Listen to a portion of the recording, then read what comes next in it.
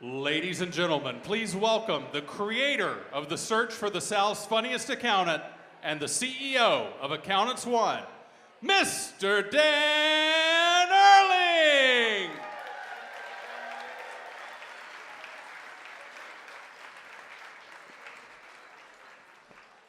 Hey, hey, welcome to the 13th annual Search for the South's Funniest Accountant. 13 years.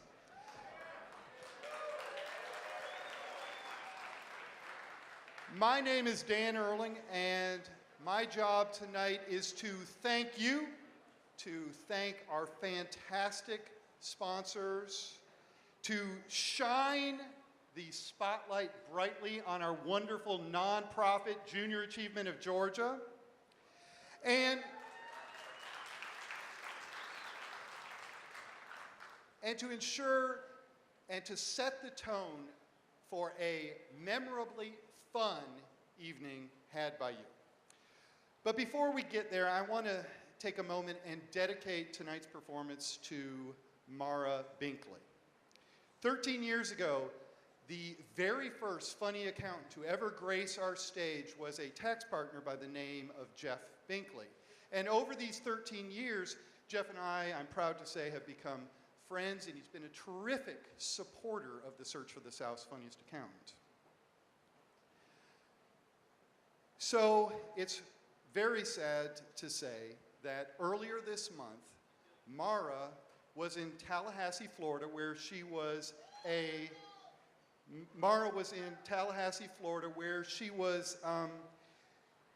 student at, and unfortunately, Maura was at a hot yoga studio when she was gunned down. It's heavy.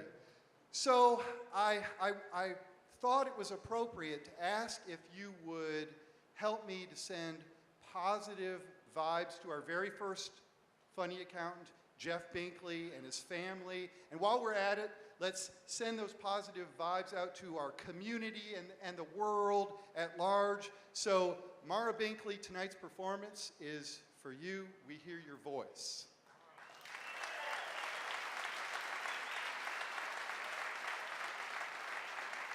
Thank you. So now I need to say thanks to very important people. First, thanks to you. Thanks for coming out tonight. Thanks to my friends and family. Big shout out, my mom is here. And last Friday, my wife and I celebrated our 27th wedding anniversary. Michelle, I love you. Thanks so much for all the support. My team, the team of Accountants One, we could not do this without you all. I am so proud to work next to you all. You are a great team. Thank you so much. Thanks to Center Stage for hosting this sold-out event. They're a great organization. The Funny Accountants.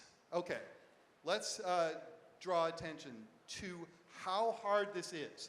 Remember, accounting and finance professionals,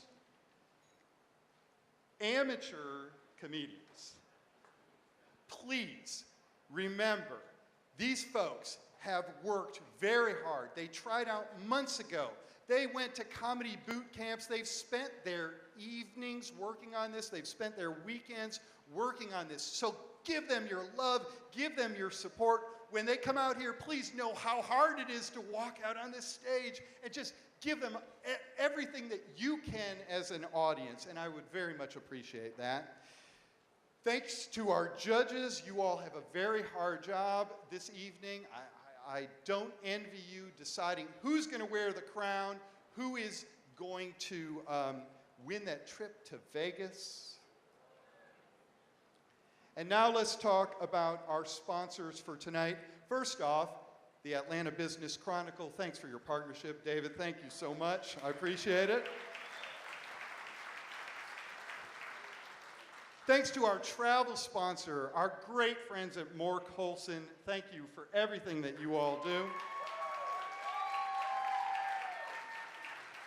Our impact sponsors are AGL CPA Group, PDI Software, and Harshman CPAs. And I would be remiss if I did not thank Bill Harshman personally for all 13 years Bill has sponsored this event.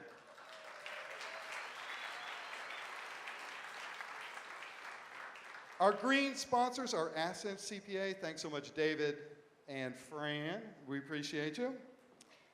Additional sponsors include ADP, APN Group, BMO, Brooks McGinnis, Chick-fil-A, Genuine Parts Company, Graphic Packaging International, PwC, and Sage. Let's hear it for all of them.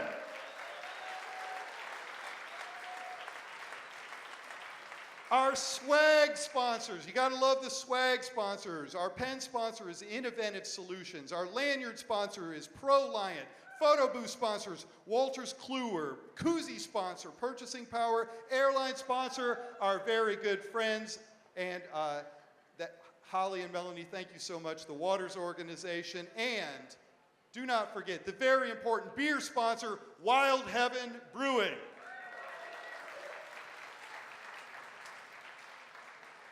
Check out your program for all the in-kind sponsors. And when you're considering making a business purchase, please remember who sponsored tonight's event. They're clearly community-minded, great people to work with. Thanks so much to all of our sponsors. So I said that my job tonight was to thank you, to thank our sponsors, and now I want to turn that spotlight on our wonderful nonprofit Junior Achievement of Georgia. I'm a very proud board member for Junior Achievement of Georgia, and I could stand before you and talk for an hour about all the wonderful things that are going on at Junior Achievement of Georgia, but I have brought a much better representative. Please welcome to the stage the Senior Vice President and Chief Development Officer of Junior Achievement of Georgia, my friend Juan Magruder. Thank you, Dan.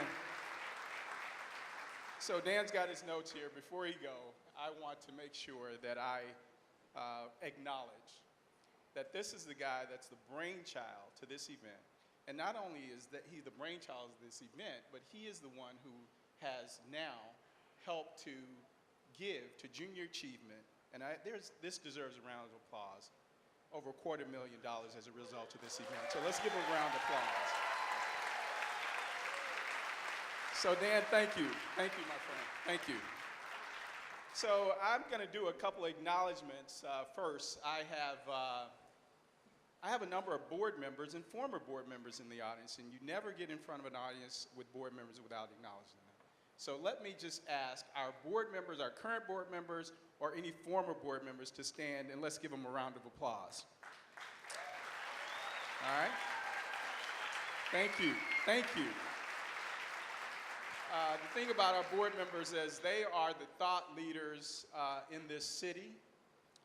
They are movers and shakers. They are servant leaders. And they make sure that what we do at Junior Achievement is relevant and it makes a difference. And so I thank each and every one of them. Dan sort of stole my thunder. I was going to spend a minute to say thank you to the sponsors here.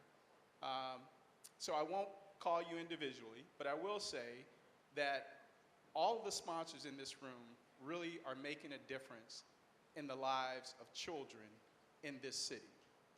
This is an amazing city. We have an amazing healthcare system. We have an amazing higher education system. We have an amazing business community. We have an amazing everything, sports teams, etc. This city is in a growth mode, and there are more and more corporations that are moving to our city as a result of the way this city is moving and shaking. And we're very proud of that. But one of our Achilles heels is our educational system, right? As foundations or corporations move to the city, they are bringing more and more of the workforce, and it is more and more vital that we have an education system that meets the par for their workforce, right? And I have more and more companies that we work with, which is over about 200 now. Many of those partners are in the room today that come to us at Junior Achievement, and they say to us that we're hiring students that are coming out of high school, coming out of college, most out of high school, that are not prepared for the workforce. There is simply a disconnect between what the workforce needs and what our K through 12 system is producing. And so junior achievement, what you're supporting tonight, is making a difference in that. We're addressing that. We're one of the cogs in the wheel of those nonprofits, government and educational systems that are out there trying to make a difference in the lives of youth so that they can be more prepared for the workforce. And so I'll stop there to talk about junior achievement, but I will say that we're in a growth mode. And thanks for supporters like you, we are able to do two things that are most important to our strategic plan. One, how many of you guys have had the opportunity to go to a Discovery Center? All right. Give them a hand because these people are probably volunteering at our Discovery Center. Our Discovery Centers are a unique pedagogy of a way of educating students and helping them to connect the dots between what they are learning in school and how it becomes relevant once they get out of school.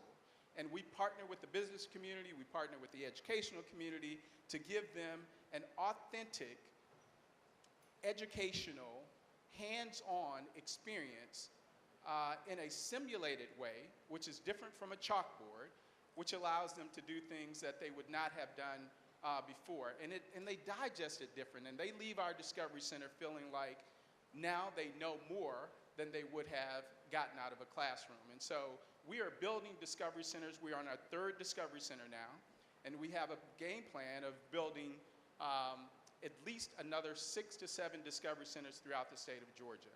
And with these Discovery Centers, we plan to be able to impact at least 90% of all middle school students in the state of Georgia, and that would be an incredible feat for us to get there. So we appreciate your support for that.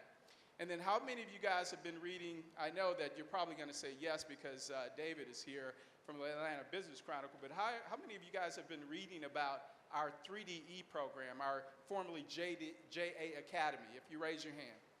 Okay, I won't go into detail because I know that you're waiting on the real comics to come out here, right? But I will say that it is a unique educational program that is addressing the high school challenge that we have. We are transforming the way in which high school education is delivered through our 3D programs. And so I encourage you to go online and learn a little bit more about that. But know that this event tonight, for the past 13 years, and believe it or not, I have a 13-year-old, so believe it or not, this event has been going on since he was born. I told him, he said, "Dad, where are you going?" I said, to the search for the South's funniest accountant. He said, "What?" I said, "Yeah, accountants are funny, right?"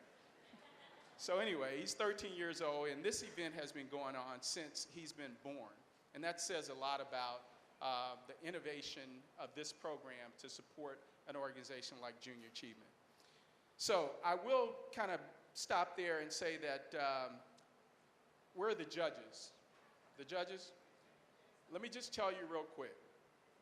I told Dan, I said, "Dan, we're on a committee leading up to this event," and I said, "Dan, we need a celebrity.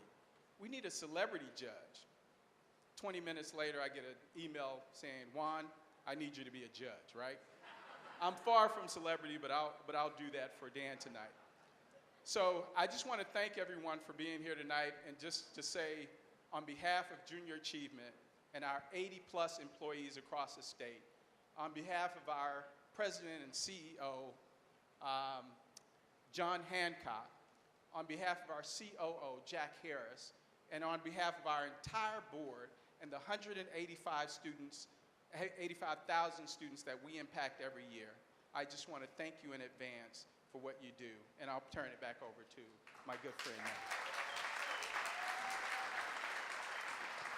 Thank you, Juan Magruder.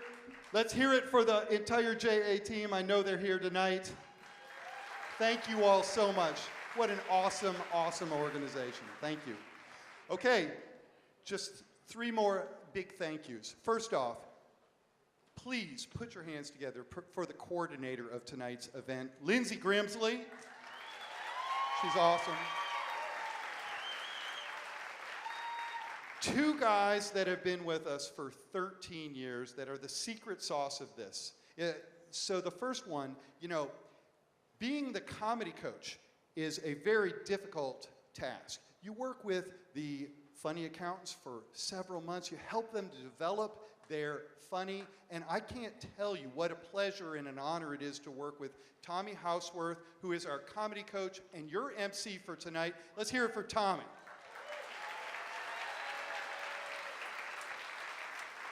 And finally, I get to now turn it over to the musical director for all 13 years. Yes, I'm about to turn it over to the guy with the big hair. He's dressed very conservatively this evening. That is the great Johnny Perazzo!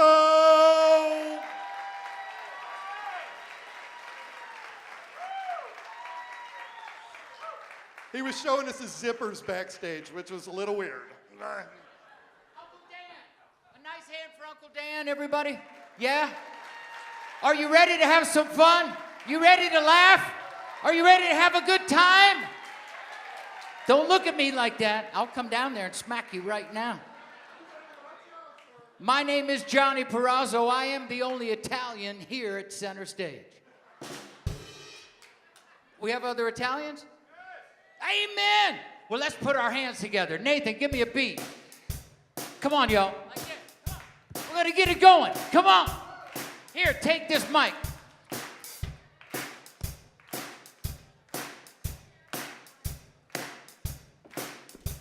You can do it. Look at that.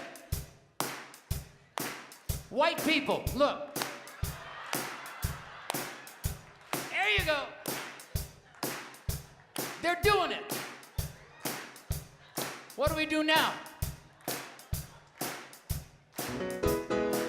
I know you're gonna leave me, but I refuse to let you go. If I have to beg, sing, I don't mind. Ain't too proud to beg, sweet darling, please don't leave me, girl. Sing it.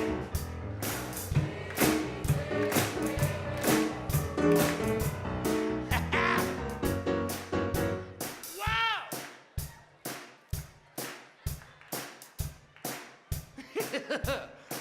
Here we go.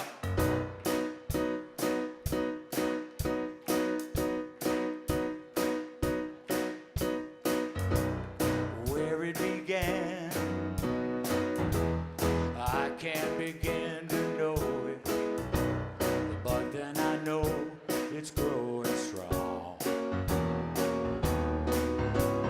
Hands touching hands, reaching out, touching me, touching you. Here we go.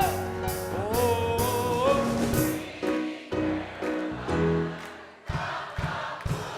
hey, good time never seems so good. I've been inclined to believe they never would. Oh, no. No. I love our job, don't you? No. Well, it's 9 o'clock on a Tuesday, Thursday. The regular crowd shuffles in. There's an old man sitting next to me, making love to his tonic and gin.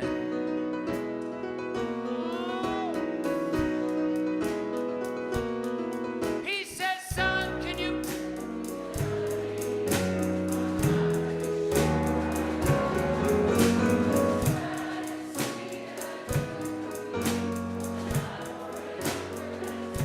Singing. Wow.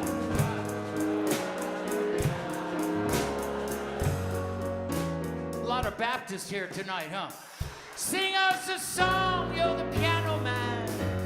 Sing us a song tonight, 'cause we're...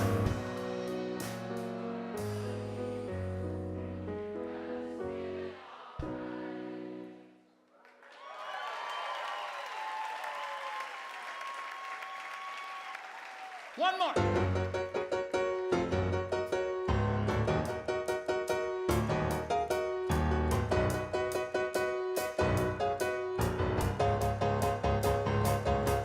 I remember when rock was young.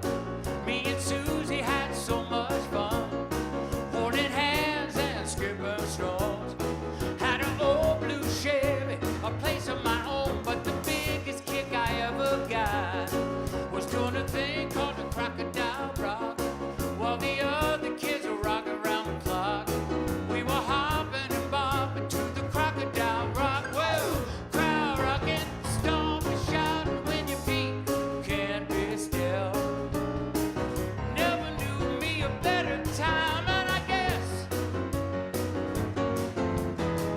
Lord and Mama on Friday night, Susie wore those dresses tight, and crowd rocking was high to side. You ready?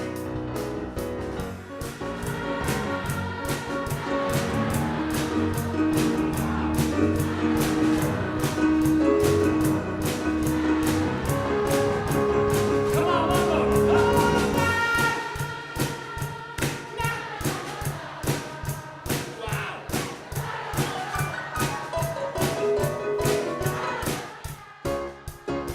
One more time. Oh,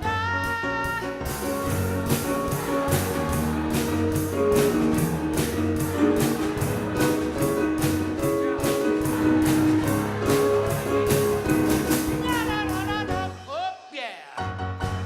Very good, you guys. God bless you. What a great crowd. Man, oh, man. We've got a great group of, what do we call participants, competitors, accountants. You're going to love them. Your job is to make them feel at home and laugh, and you're going to enjoy them, right? You're going to make a lot of noise? I knew it. The guy who helps us put all this together, coach the contestants and getting everybody ready, is a very, very good friend and a talented guy. Good friend of ours, Tommy Houseworth, folks.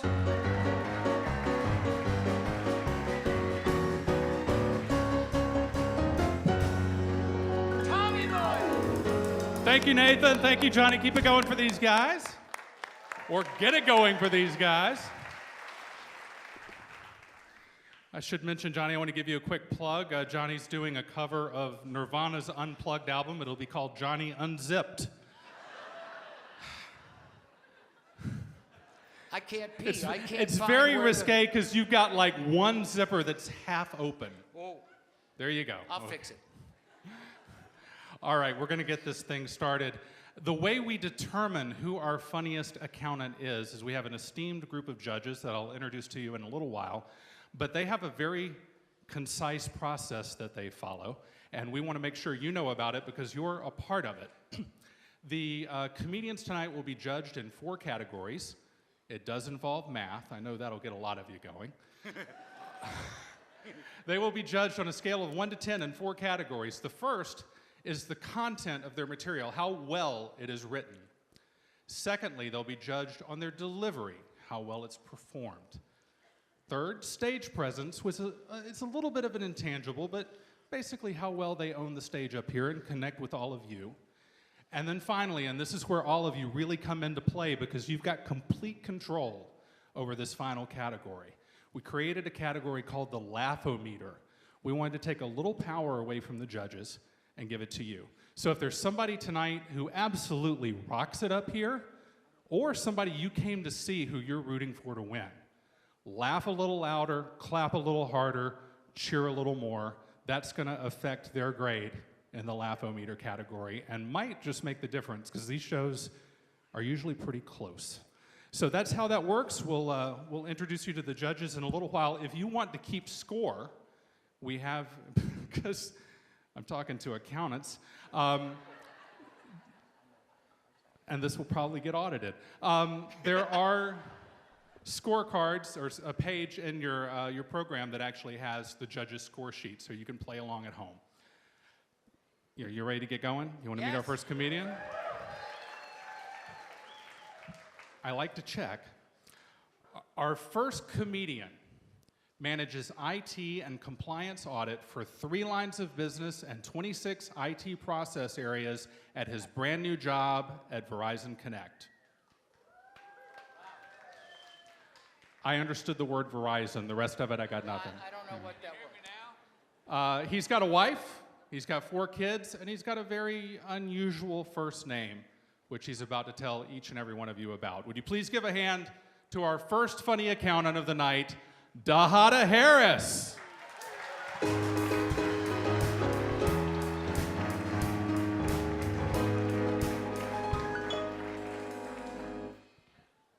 Good evening, ATL. How you guys doing?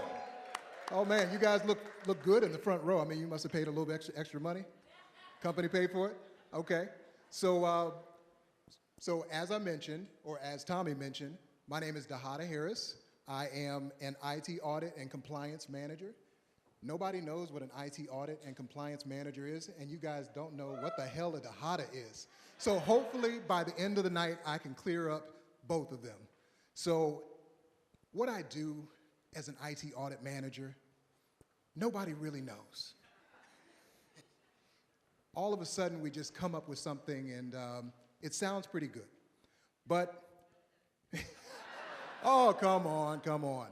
So tonight, I'm just going to tell you a little bit about IT audit compliance, Dahada Harris, and it's going to go a little something like this. Nazuenya bagiti baba, nuenyo maza. Yeah, so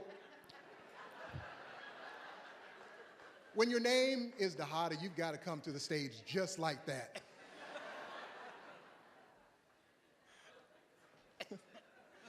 And I gave all my kids hard names too. I mean, they've got it hard. So I've got 4 kids, as they mentioned.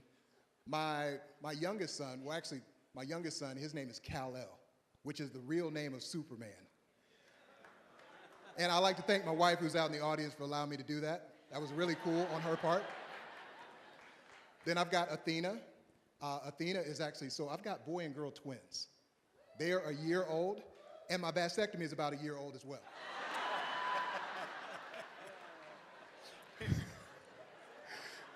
I've got a 3-year-old, and his name is Okari, which means the sun where it rises.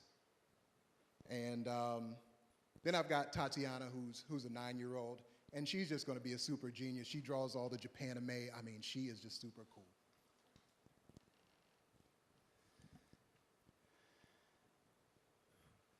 So,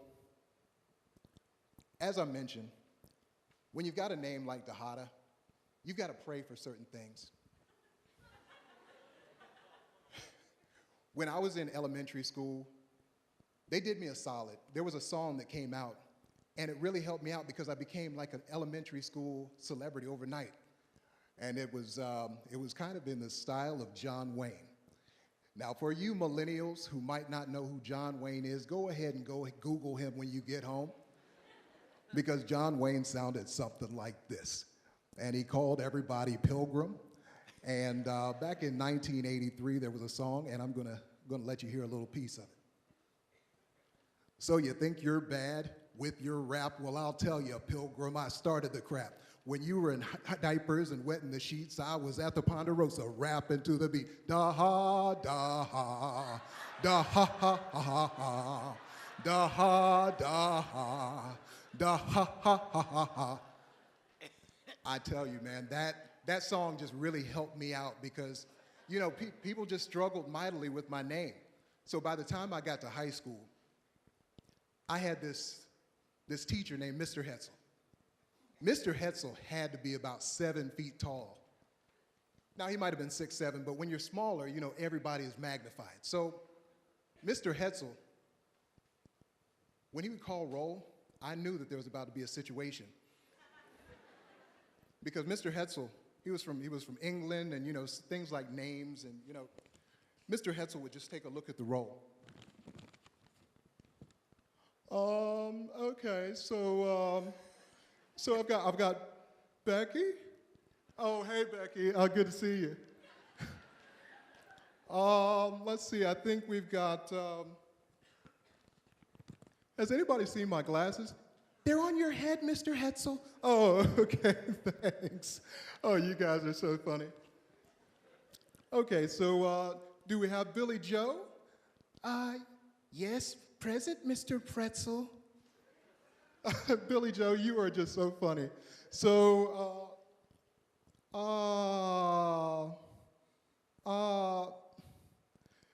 Daha? Well, that's me, Pilgrim, right here. Daha.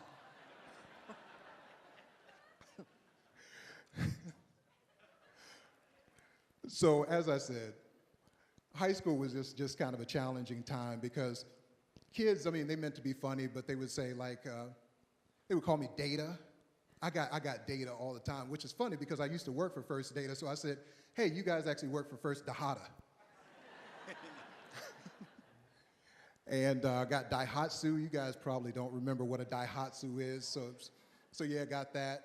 Hootie and the Blowfish. I had this one guy who was like, Hootie! And I'm like, oh, okay, yeah, that's real cool. Haven't heard that one before. And my favorite was Hakuna Matata. Yeah.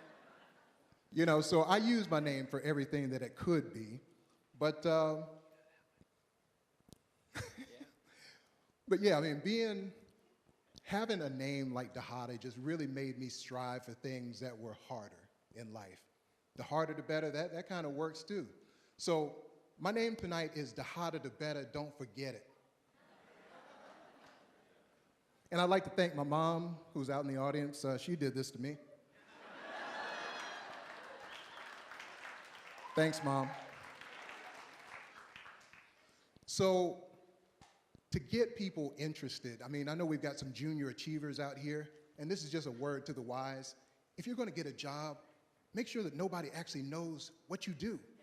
Because they pay more for that, because they know that they need it, but they don't know what they're paying for. Just like I sang that song, Na Duenya Bagiti Baba. I'm about to mess everybody up. Do you know that the literal translation of that just means, here comes a lion? Here comes a lion. Baba means father. Here comes a lion. Father. Yes, it's a lion. I'm sorry, I just messed up people's childhoods, and I know you thought it meant something more, but some of this is purposefully to demystify IT, finance, and all these different fields that could make you rich and wealthy one day. I just count the money, so I don't have any. But yeah, I thank you guys for your time tonight, and hope you have an amazing time with the South's Funniest Accountant. I'm just here to get you ready. Somehow I drew the short straw and had to go first, so I'm like, oh, wow.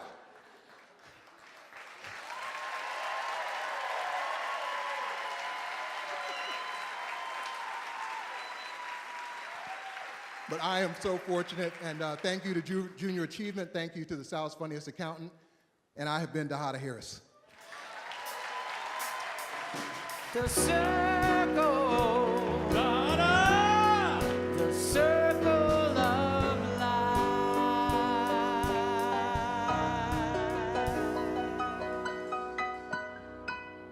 Nice touch, guys. Didn't bring the lion cub to hold up in the air? No, Come on, you're slipping. All right. Before I introduce our second comedian of the evening, I did promise you we would meet our judges, and I'd like to introduce them to you now. We have a esteemed panel of 5 judges. Our first one is actually a former contestant in our show. He graced this stage a few years ago, did a terrific job, and has been a longtime friend of the search for the South's Funniest Accountant. Please give a hand to Mark Panful. Mark?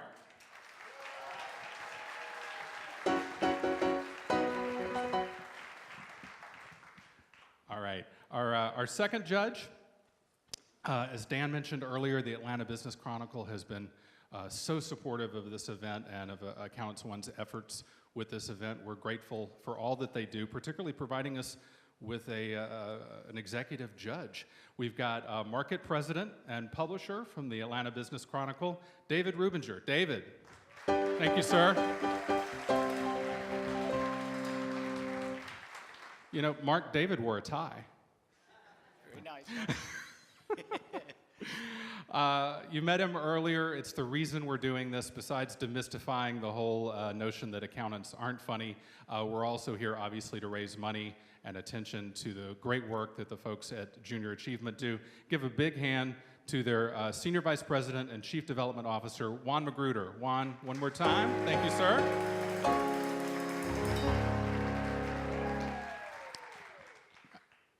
This next judge was actually in our show in 2016. He won the competition, and shortly thereafter quit his job and started doing comedy professionally. He's got a lot of credits to his name. You'll meet him up here on stage later tonight, but for now, give a big hand to Mr. Cyrus Steel.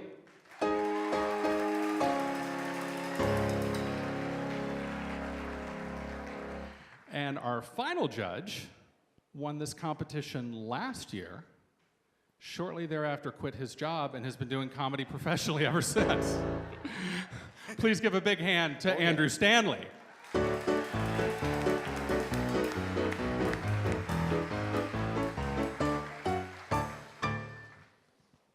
So for those of you keeping score, if you happen to employ the person who wins tonight's contest,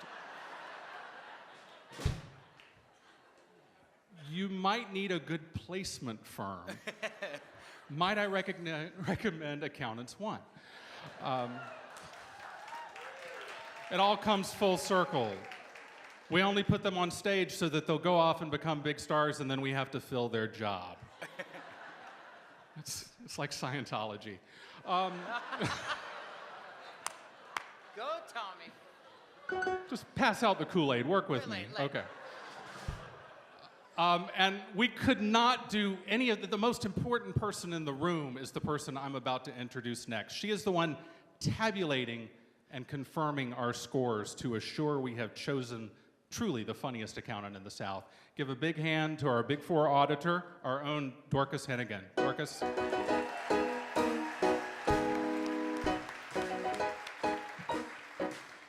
All right, thank you, judges. We appreciate everything you do. Dig in. Here comes our second comedian. He is an LSU graduate, and he is a CPA. By day, he makes his trade as a senior financial analyst for the Federal Reserve Bank of Atlanta. And by night, he takes the stage and tells jokes about being a financial analyst for the Federal Reserve Bank of Atlanta. Sounds like he's found his audience. So let's bring him up. Give a big hand for David Mayer.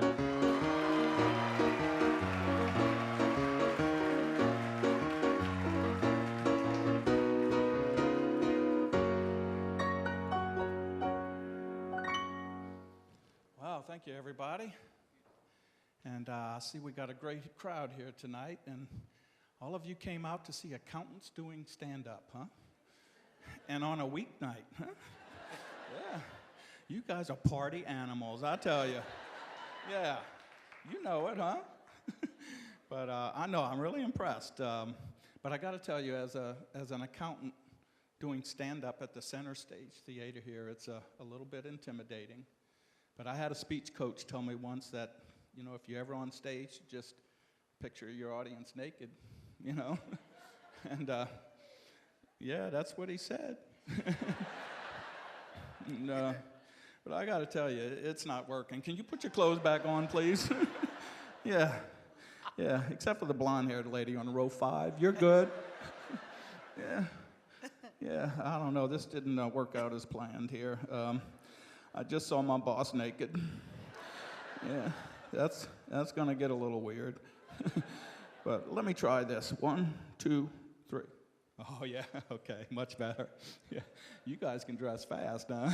You know, I tell you, I'd like to know who the genius is that came up with that idea. You know, that 800 naked people staring at the one person in the room with clothes on would be a calming effect, huh? Yeah. It didn't work. It didn't work, I tell you. But I tell you what does help is my wife. You know, she's the best. She's been supporting me all the way with this comedy competition. You know, in fact, she tells me every day now that I'm a joke. Yeah. Yeah, I don't know what I'd do without her. You know, she's my rock, you know. She's always there for me. Except tonight, it's Thursday, ladies bingo night, you know. Yeah, I can't compete with that, huh? Yeah, but I tell you, I'm still glad to be here.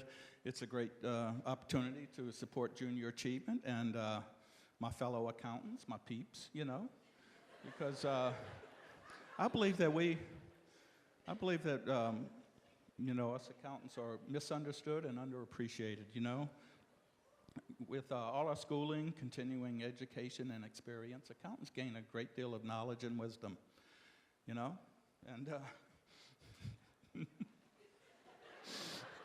for example, and they can distinguish between the two, knowledge and wisdom. For example, there are 5 different depreciation methods to depreciate assets in GAAP accounting, right? Yeah? But that's knowledge. Wisdom is knowing that no one else gives a crap about that stuff. You know, it's true. Whoa. It's true. Not even my wife. I remember when I first started in accounting, I came home one night and my wife said, "Hey, honey, how did it go at the office today?" And I said, "Oh, it was great. We developed some new amortization schedules to amortize our prepaid expense accounts." And she just, didn't do anything there. Yeah. She never asked again. But, yeah, they never do. Yeah. If you're an accountant, you're on your own, buddy, I tell you. But, you know, even with all this knowledge and wisdom, you know, what do they call us accountants, huh? Bean counters, huh? You've heard that, huh? I tell you what, as a CPA, I'm a little offended by that. Took a lot of hard work and dedication to get that CPA license. All those years in college, grueling accounting courses, taking that CPA test 5 times. That was a lot of work. What? No, it was a lot. Oh, wait, I'm sorry. I did it again. I always mix those up, sorry. It only took me 2 times to pass the CPA test. It took me 5 times to pass the urine test. You know? Yeah. And that was all with the same company. Can you imagine how desperate? Imagine how desperate they were for accountants, huh?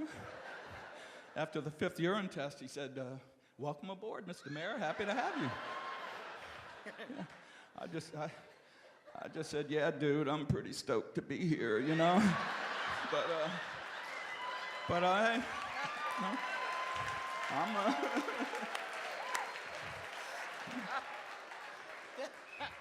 But that's ancient history. I'm good now. I'm almost good anyway. But I don't know. Lately, I've been just kind of careless and clumsy. You know, like last week, I stapled a report to my finger. Yeah, my finger and report were one, but I was lucky in this case because they wanted that report, you know, delivered by hand. So. But I can't keep doing that, you know? I mean, my company takes this safety stuff real serious, you know? In fact, a little too serious. I got busted a couple of months ago for running in the hall with scissors in my hand. And, yeah, I told them I was just running a little late for a budget meeting to cut some cost, you know? But it didn't matter. It was my, yeah, didn't matter. It was my second offense, you know. The first offense, they gave me a warning. The second offense, they put me in the isolation cube, you know. They under safety watch, and they felt it was necessary to segregate me from the general accounting population, you know. And so while I was in that cube, they made me take 40 hours of safety training videos, and you know, or what I call nap time, you know. But I got through it. I did my time, 30 days in the cube. They let me back out with the, you know, general accounting inmates. Staff. But it was great to be back with the gang again, though. I tell you, it was see some smiling faces, and but it was a tough time in there. But I learned a valuable lesson in all of this. You know, I learned that ladies love the bad boy. I tell you, woo. Yeah. I'm telling you, Wendy in accounts payable is all over me now. She sent me a text the other day with a little heart emoji at the bottom, you know, and for accountants, that's like a walk on the wild side, you know. Yeah.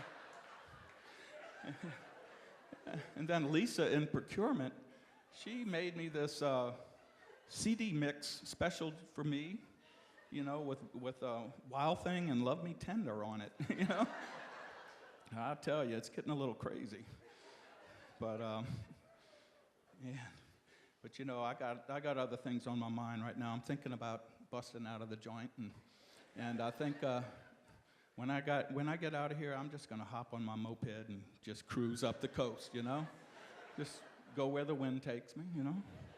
Because when you're on a moped, the wind actually takes you, you know? Yeah. You got to go where the wind blows, you know? But I'm probably going to just end up in a small town, you know, on the coast maybe, and where I can relax and chill out for a while and maybe finish writing this book. You know, I've been working on a book for a while, and it's called, I'm almost finished. It's called My Life as an Accountant, Decades of Debits and Credits. Yeah. It's an autobiography, and yeah. It's an autobiography in the nonfiction, non-adventure category. And, yeah, I just got a publisher, you know, Last Chance Publishing scooped it right up, and in fact, they just got me my first endorsement yesterday. I think it was yesterday. Yeah, the National Foundation for Insomnia endorsed it, and they said it was a great bedtime read and a possible cure. Yeah, I'll tell you. But you know, thank you. But you know, I'm happy about that. There are millions of people with insomnia, so you know, I'm glad that I can help. You know.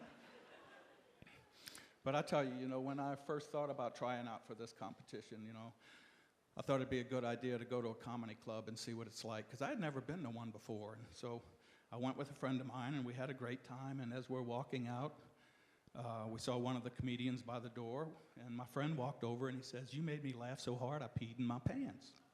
And the comedian said, "Oh, thank you, I appreciate that." And I'm thinking, wow, what other profession is there where your clientele can come tell you they peed in their pants, and it's a good thing, you know? You know? I got comedians and dry cleaners, that's all I got, you know? And I'm neither one, I'm an accountant, you know? So I would feel honored if I've helped just one of you pee in your pants tonight, you know? Just one. Because my time's up. Thank you so much. Have a great night. I appreciate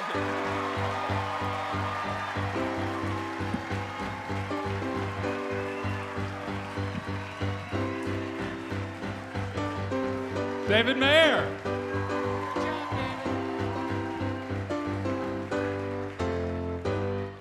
Johnny, David was a little embarrassed to ask, but can he borrow your leather zipper jacket? Sure, I've got it for him, you know. Thank you for the shot. That helped. Our next comedian is back for her third appearance on our show. She's been a finalist in both of her previous times on this stage. She's a CPA and talent development analyst, a UGA graduate, and is now married to what she calls her tax nerd husband. Together they have 2 young sons who I'm sure will grow into young tax nerds as well. She's a phenomenally funny lady. Please give a big hand to Leslie Polakov. Uptown girl, she been living in an uptown world. All right. Thank you all for coming out tonight to support junior achievement. My name is Leslie, and I have 2 small boys. Any other mothers of dragons? I mean, boys in the audience tonight? Yeah, so nasty, am I right? Having kids completely recalibrates your scale for nasty. Like before kids, I used to consider stepping in gum like, ew, disgusting. But now the bar is so high, like medical grade Denver marijuana high. Like the bar has moved from gum on my shoe to someone sneezing in my mouth. That's where I'm at. So the other day I walk into the laundry room, step in something wet, look down, pee. Call my 6-year-old over. Alex, did you pee on the laundry room floor? Yes. Why, baby, why? I don't know. And here's the thing. He's being honest. He doesn't know. He doesn't. But something deep within him, that Y chromosome, it causes spontaneous nastiness. It's undeniable. Something in that male frontal lobe just whispers, wipe that booger on the couch. And it isn't just the little boys. Okay, here's a little equation for you analytically minded folks out there. We've got poker night plus 4 grown men plus 6 hours plus 43 light beers equals bone dry hand towel in the bathroom. All right, you know who you are. You know who you are. So I live in Smyrna, very up and coming, great changes. When I first started dating my husband 10 years ago, I'd never been to West Cobb, and I still remember the first time I drove to his house. It was Tidal Pond, liquor store with the bars on the windows that sells individual beers, Tidal Pond, super sketchy nail salon that also seems to be an emergency medical facility. All right, folks, I'm just gonna say this. If you've got 3 different choices to pawn your vehicle in a 2-block radius, you're not somewhere nice. But things have really improved. So in the last 10 years, unfortunately, we still have some gang activity in Smyrna. It's bad. Have you heard about this? Shaking down citizens for money in broad daylight. The group is known as the PTA. These minivan driving mofos do not play. So they sent out this flyer asking for contributions to the annual fund, and they had these different prizes to incentivize giving at each donation level. So at the $5,000 level, you got to have lunch with the school administrators, which seemed like a pretty poor incentive to me because me and my husband meet with my son's administrators all the time for free. Like just last week when my son threatened to roundhouse kick another child in the face. So the joke's on them. So because I live in suburbia and I'm a red-blooded American, I shop at Costco. Anybody else? Yeah, you do. So, and I get there right at 10 a.m. sharp when the doors open, which I believe is a specifically dedicated time for Costco members with ill-behaved children.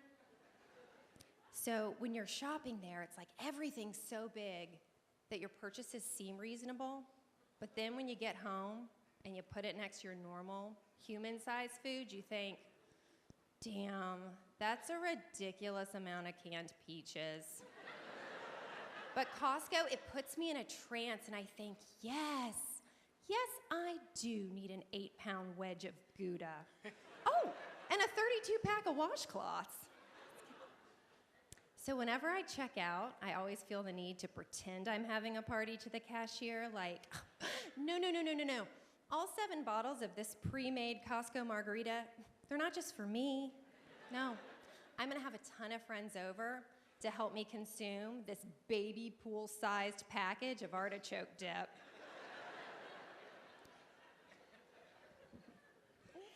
So one of my coworkers called in sick this week, and I was trying to gauge how she was doing. So I said, well, are you man sick or mom sick? And she wasn't really sure. So I was like, okay, well, let me explain. So if you're man sick, you're gonna accomplish nothing, okay? You're gonna require bed rest and fluids and copious amounts of sympathy, possibly resulting in a request for the community to come together for a candlelight vigil. The man's out of office email message sounds like this. I'll be out of the office indefinitely. Please pray for me and my family, but mainly me. And if I don't make it back from this cold, no flu, no plague, please plant a tree in front of the office building to regularly commemorate my life's work. All right, so mom's sick, You're going to participate in all scheduled calls and meetings. You're going to deliver all projects timely, but you're just going to feel like ass doing it. Right? So the mom's out of office message sounds like this. I'll be out of the office today, but we'll be checking messages, although my responses may be slightly delayed during my most violent vomiting episodes. So a lot of companies are adopting the dress for your day policy. Have you heard about this? This is where you decide how formal or casual to dress based on your daily schedule. This policy is great for people with good judgment. But some people, you gotta wonder, like, what does your day entail? Like, hey, Mindy, are you auditioning for an amateur cabaret later? Patrick, did we cancel this afternoon's financial statement review in favor of some mulching? So I've been having to work late recently, and I refuse to let my husband watch the good Netflix shows without me. Hey, he took a marital vow of fidelity, and that includes avoiding girls in bars named Hannah and watching Netflix original series without me, okay? So he resorts to forensic files, which at first I was cool with, but then I come home late one night, and he's hunched over on the couch in the unlit living room watching forensic files. And I hear him laugh, shake his head, and say these exact words. Rookie mistake, dude. You got to put down a tarp to capture all those hair fibers. What do you think? Should I be concerned? What about the fact that he had a notepad? And why did he ask me to buy a 200-pack of zip ties at Costco? All right, thank you so much. You guys have been really great tonight. I appreciate it. Town girl, she's been Leslie living Polakov. in a town world.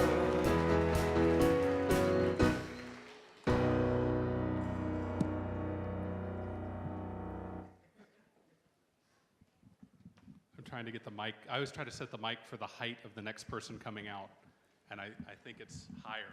That's just the kind of guy you are, Tom. There we go. There. Because the next guy coming out is tall. Let me introduce him to you.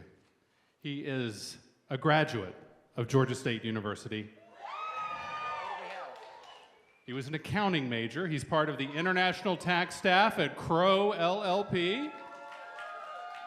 He's responsible for compliance and research there. Now, he's not yet a CPA, but he is sitting for the exam. And tonight he's standing instead of sitting, actually doing stand up for 800 of his new closest friends. Please give a warm welcome to Navraz Sagani.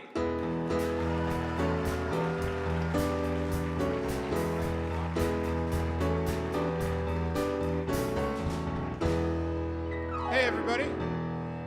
One more thing about me is my family is very, very important to me.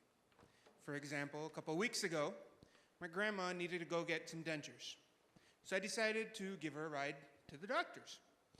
Now on the way there, she kept giving me some almonds.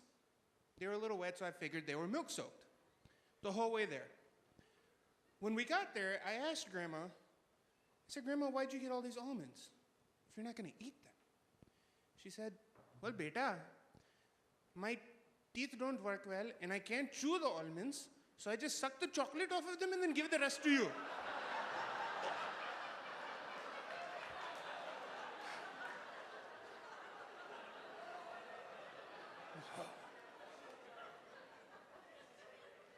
As we were leaving, see an orange envelope on my car. Another parking ticket. So I tell Grandma, I'm like, Grandma, we got a parking ticket. She goes off. What is wrong with you? Why do you always drive so fast? We tell you to slow down. You never listen to us. Grandma, a parking ticket. Didn't faze her. The whole way home. Quit driving so fast. Grandma, the speed limit's 50, I'm going 40. Quit driving so close. Grandma, the next car's a mile away.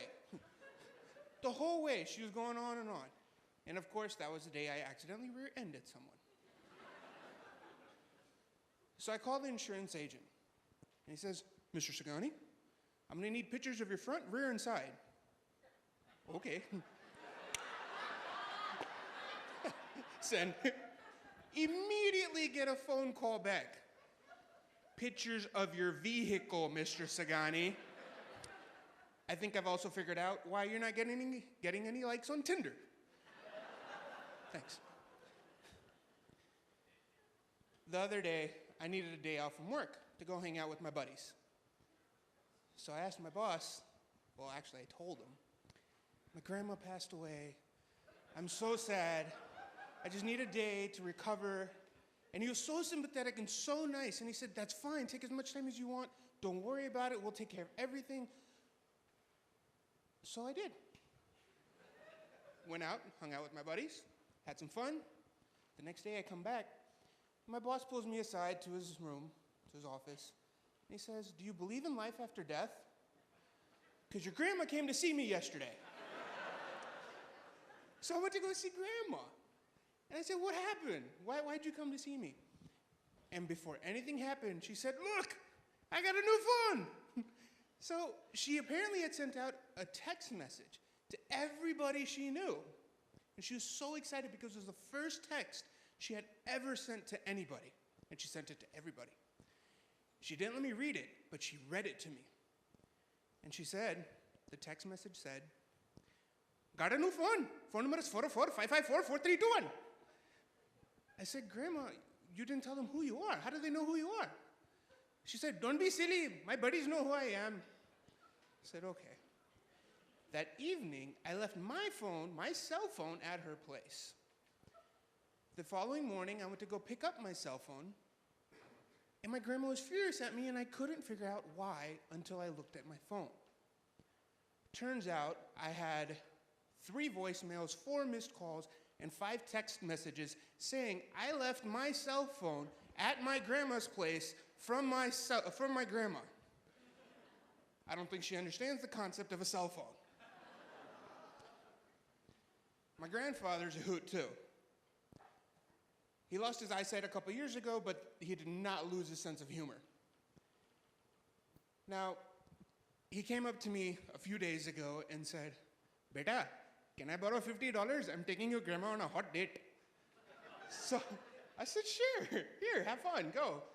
And he goes, and my blind grandfather says to me, thanks, beta, I'll pay you back next time I see you. You can't see me. I know.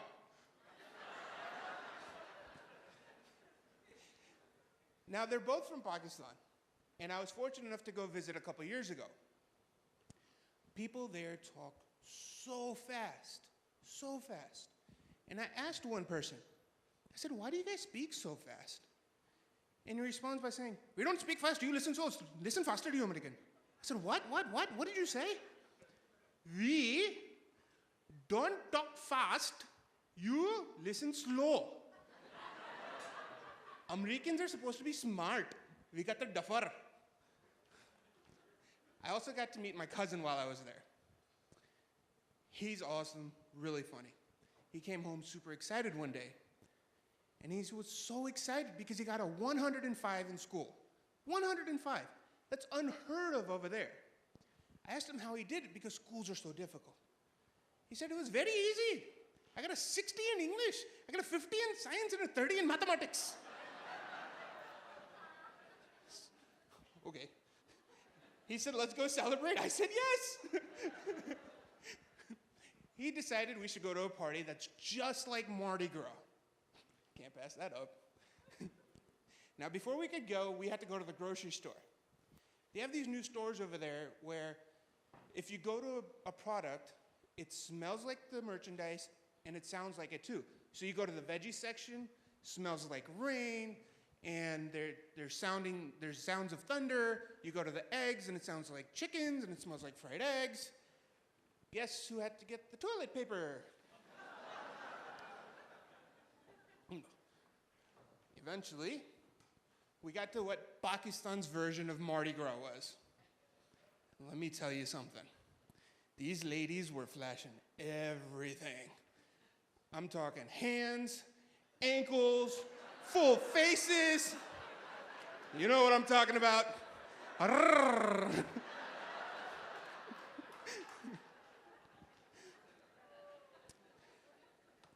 I learned something about my culture while I was there. Here they say the man is the head of the household. If that's the case, then the wife has to be the neck. The reason is, the head can only face the way the neck lets it. In our household, my mom controls a little bit more, like that much. A couple months ago, it was my birthday. It's right around Mother's Day. And I didn't get her anything. I said, Ma, this year you owe me twice as many presents because it's because of me you get to celebrate Mother's Day. Turns out without her, I can't find my car keys, my wallet, my cell phone, or have that birthday that I failed to blackmail her with. We also have a little brother. I have a little brother. And he's the prince of the household. He can do no wrong. He is the baby. A little while ago, he asked my dad, hey, Dad, what if I have a child outside of wedlock? And my dad was so nice about it. He said, no problem. We'll take care of the child. We'll take care of you. That's completely okay. We still love you. You're our baby, and we will always take care of you. Well, I asked him the same thing. Didn't get the same response. He goes off. What is wrong with you? How could you ever talk about this? Don't you ever bring this up with me? I was like, Dad, no, calm down. I'm so sorry. Take a breath. Here, have some of Grandma's almonds. Thank you so much, everybody.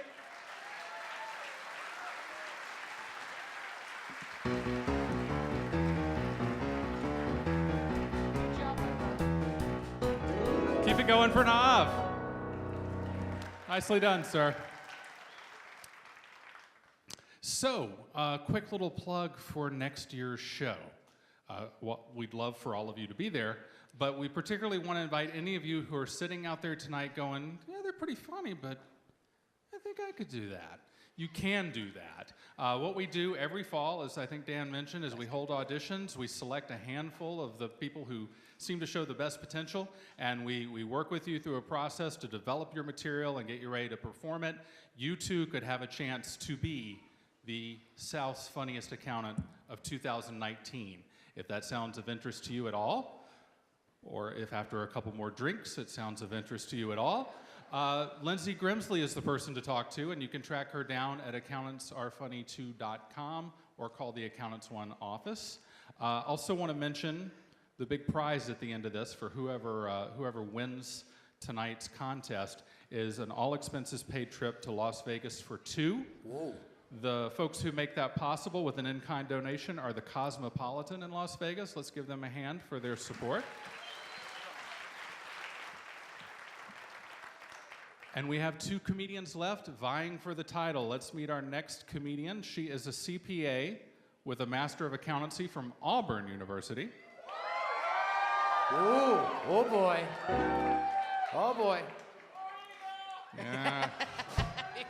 I so knew that was coming.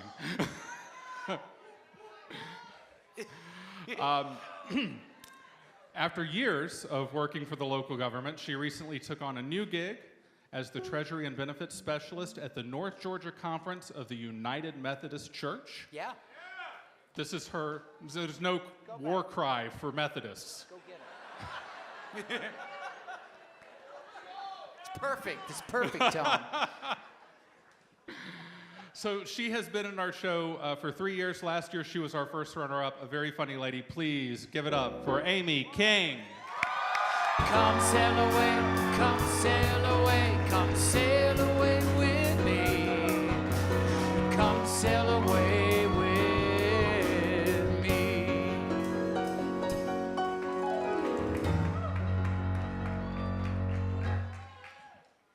So, like Tommy said, I recently left local government and went to work for the Methodist Church. I never would have thought I would go from working for the man to working for the man. But considering I took 10 years of piano lessons and only learned to play hymns, this path has kind of been laid out for a while. Now, I may have started this new job, but there is still one old job I can't seem to shake. I am still the IT director of Mama and Daddy Enterprises. You may have a similar second job, remembering passwords and setting up wireless printers for the people who changed their diapers. I tried to quit, but then they reminded me the job came with an excellent benefits package, but I had used up all the benefits at an early age, so now I owed them a lifetime of technical support servitude.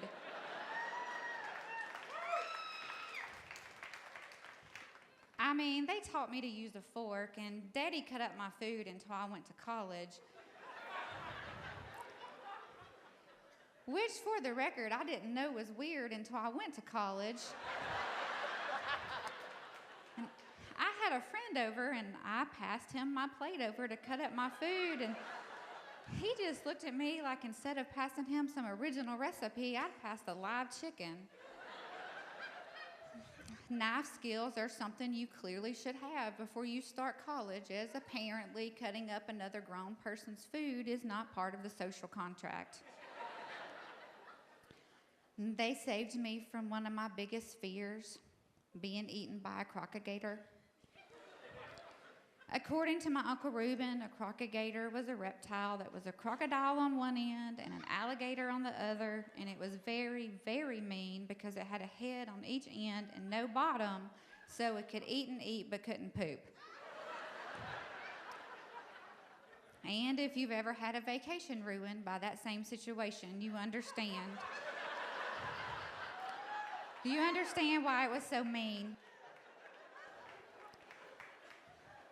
Then the ultimate kicker, they reminded me I'd not given them any grandchildren, although my sister has 3 kids.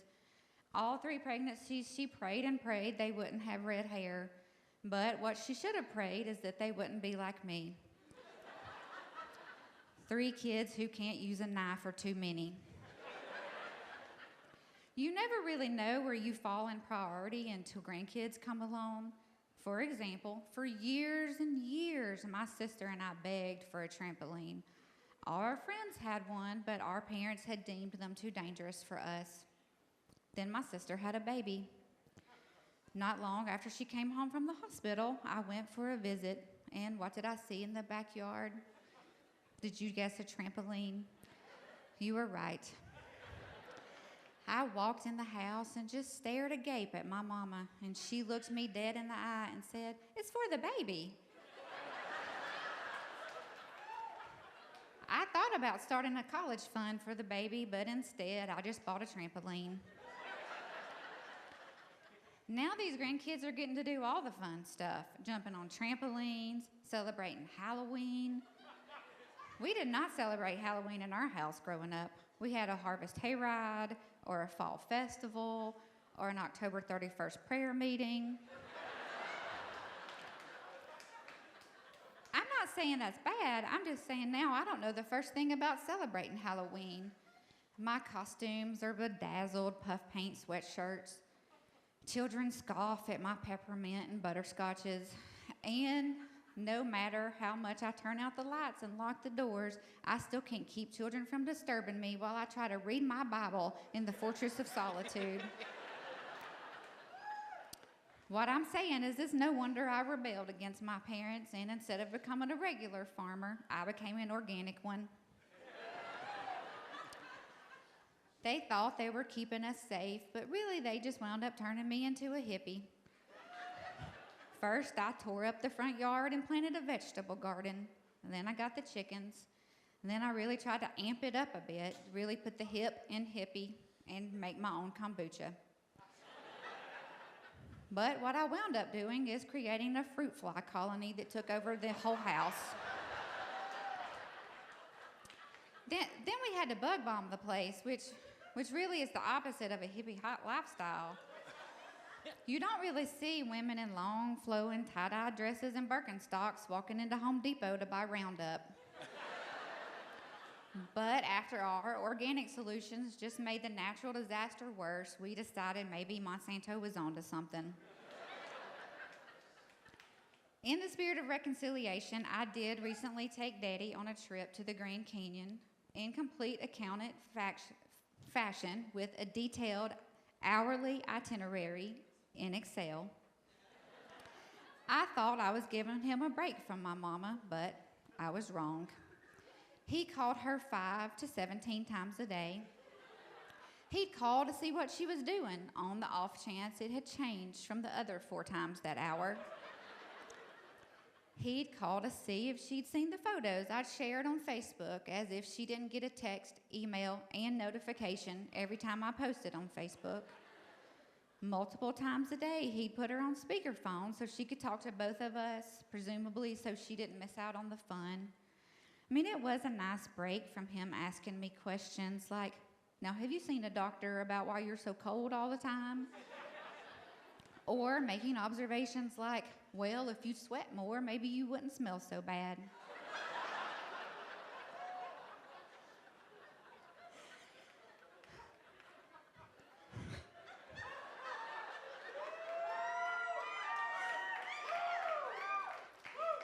We were only gone for 4 days, and on the second day, he commented that was the longest he'd been away from his carpentry business, and in the most dramatic voice ever, that he hoped he didn't forget everything he'd ever learned.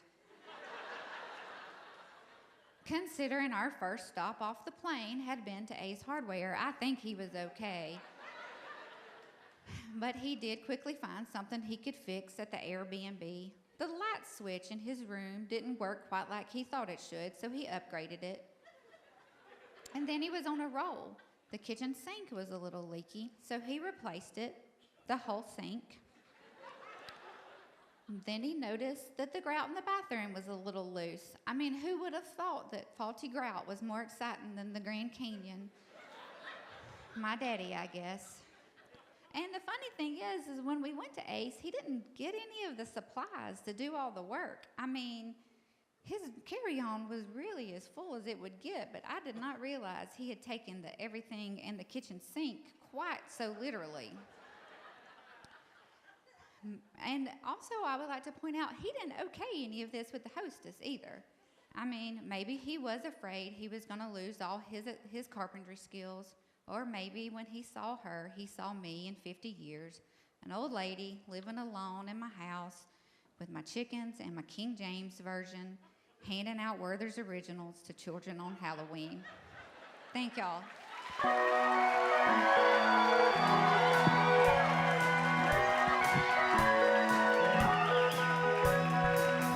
Amy King.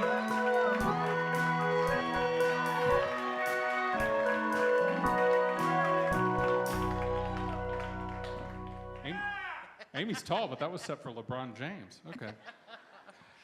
Thank you, Amy. Amazing job. And we are up to our final competing comedian of the night. Before I bring him out, I want to give you one more plug, if I may.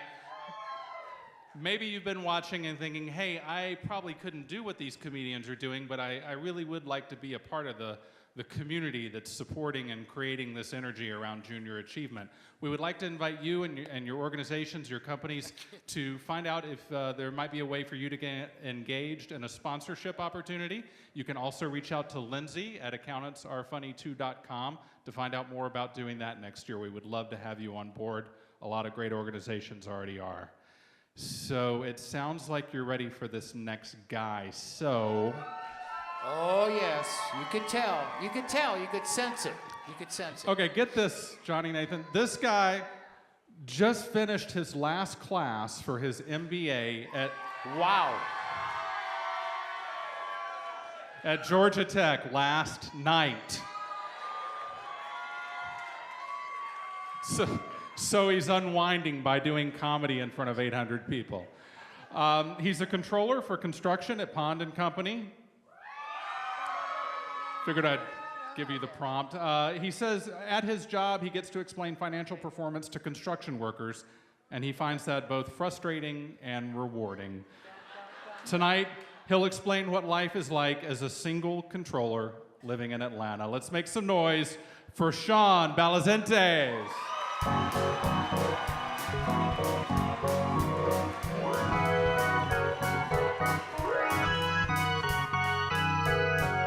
Yeah, Atlanta. How we doing tonight? Like Tommy said, my name's Sean. Sean spelled S-H-A-U-G-H-N. I blame the epidural. I once said that in front of my mom, and she said, Sean, that's not how epidurals work. And I said, funny, Mom. It's not how the name Sean works either, but here we are. Search for the South's funniest accountant. All expense trip to Vegas. What they don't tell you guys is we get to hang out with the winner of last night's event, the South's most human lawyer, and the winner of tomorrow night's event, the South's least suicidal dentist. I'll be down there tomorrow. Bring the gas, Doc. I work in accounting. I'm not a CPA, so I constantly say the two words my auditors fear most. Trust me. I'm also a controller. I feel like this is the only room where I can say that without half of you getting really uncomfortable. I don't tell my dates what I do for a living anymore because I don't like to say I'm a controller and them immediately check where the exits are. I was once on a date with a woman and she said, what do you do? And I said, I'm a controller. And she leaned across the table and she said, tell me what you control. And I was all, the money. And I have no idea why she immediately lost interest. I'm single, I'm in my 30s. Everybody always asks what that's like. And I say, being single in your 30s is a lot better than being single in your 20s. In your 20s, you're out on a date, a woman might ask, what kind of music do you like? In your 30s, she says, what fetishes do you have? Tell me now. I don't want any surprises.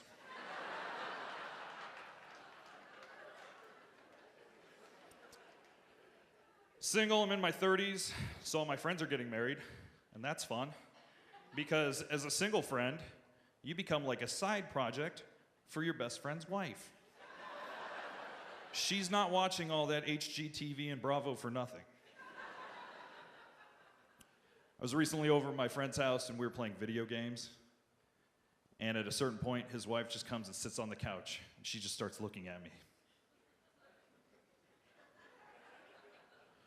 And I finally notice and I say, hey, what's up? And she says, have you ever thought about doing something different with your hair? No, not until this exact moment. Should I? She's super helpful. She goes, oh, I don't know.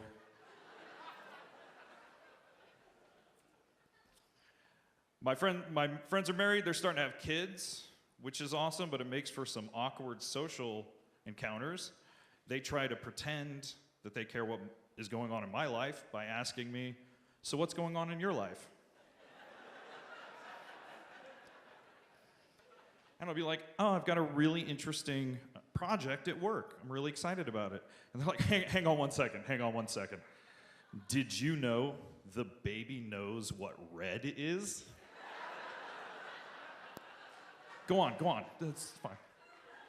Yeah, so I have to pull a lot of data, look at our processes and procedures. Hang on one second, I forgot.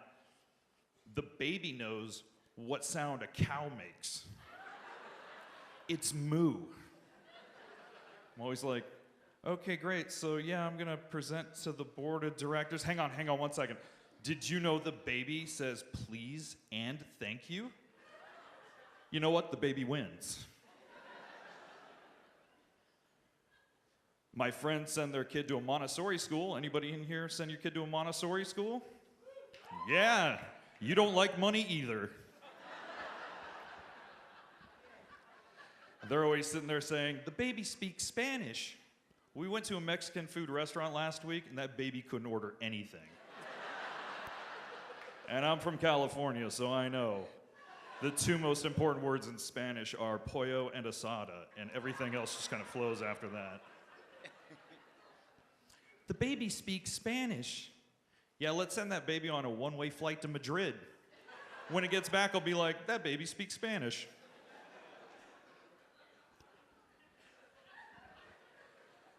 Bunch of my friends have kids that are a little older, and whenever they need something, they call me up, and they say, hey, cool Uncle Sean.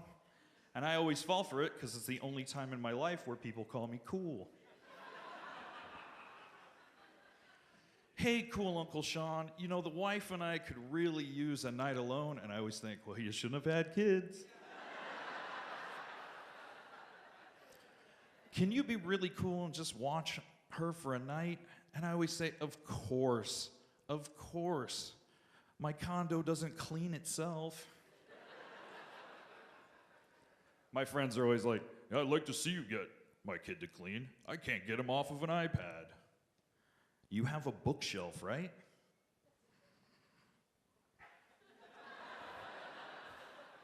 Battle over.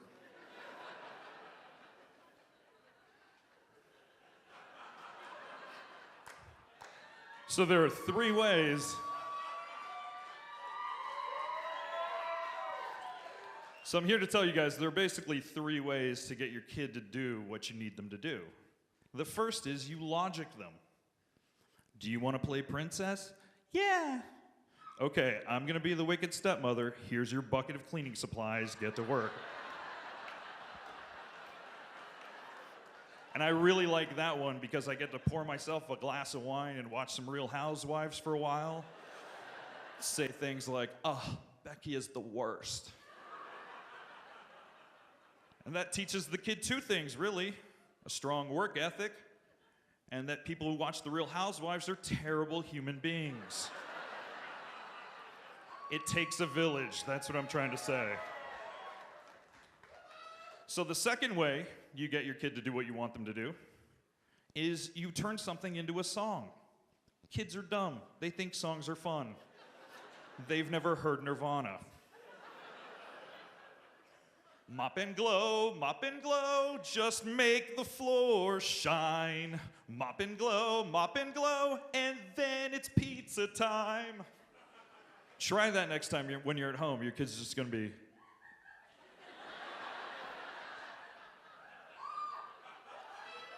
And the third way to get a kid to do what you need them to do is you just pay them.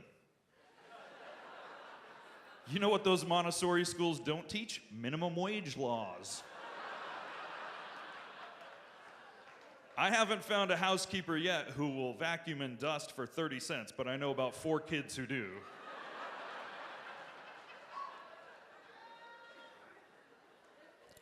But I recently got into trouble. My best friend and his wife, they told their kid, they said, hey, Izzy, you're gonna go over to Uncle Sean's house. Do you wanna get some toys? And they were really confused when she immediately went to the kitchen, started pulling cleaning products out from under the sink. And they asked her, they said, Izzy, what are you doing? Uncle Sean is out of lemon pledge. You guys are a great audience. Thank you so much.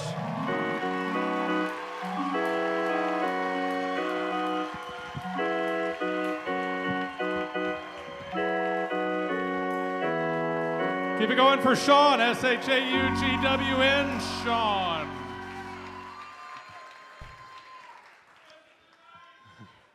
All right. Well, our judges have their work cut out for them. They're turning in their scores, and what we do during this time is slip into Final Jeopardy. What I'd like to do, because the next 2 folks joining us on stage to round out our evening are former winners of this competition. We've been doing this for 13 years. I can't even, it's countless. I don't know how many, I don't know the math, but a lot of people have graced our stage. We started at the Punchline, we moved to the Roxy, then we made our home here at Center Stage, which we love. I just found out tonight from Nathan, our drummer, this used to be where they would film like WWE wrestling.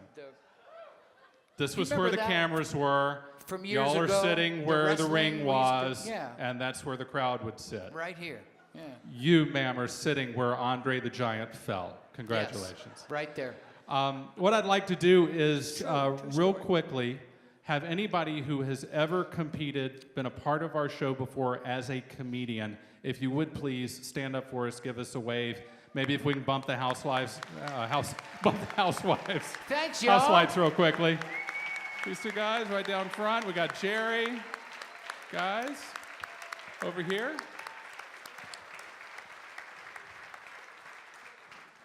They'll be out front after the show signing things against your will.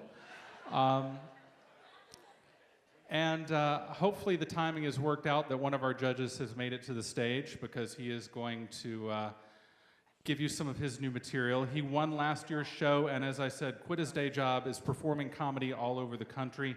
He was recently selected to perform in the 2018 Laughing Skull Comedy Festival. And he's worked with comedians like John Doerr, John Crist, and Emo Phillips, which must have been a trip. Please welcome last year's winner, the very funny Andrew Stanley.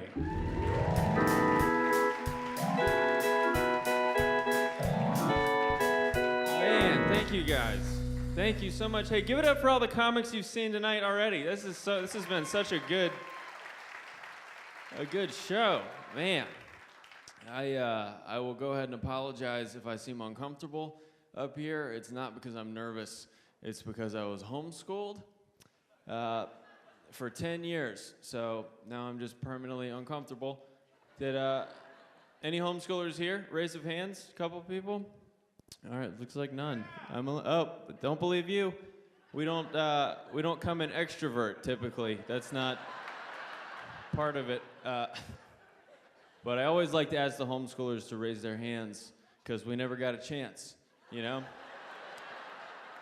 It's one of those things you don't think about. I just rode my first bus the other day. It was terrible. But I feel like being homeschooled really did set me back in a lot of ways. Like I didn't try alcohol until college. I didn't see my first R-rated movie till I was like 17. And I didn't really learn how to talk to girls until hopefully soon. So we're learning. I don't know, like my parents, they homeschooled me for 10 years and then they put me in public high school because I guess they stopped loving me. And I think when you grow up in like regular school, you learn all the bad stuff like gradually over time. But when you get pushed in the 10th grade, you learn everything on the first day. And like I learned all the cuss words on the first day in the same conversation with the lunch lady, and she didn't hold back. She was like, "You're homeschooled, you need to learn something."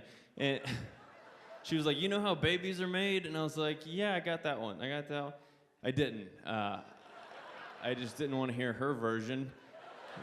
She had a fish stick and an onion ring, and I was like, I'll just Google it. We'll figure it out." But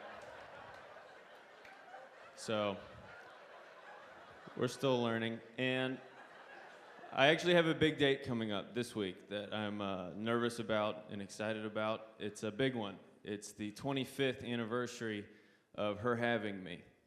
So, yeah, you guys got it? Thanks. Yeah, please don't clap for that. I'm going on a date with my mom. It's really fun. We do it every year. She does this really cute thing where we'll be eating, and she pays for everything. It's the best.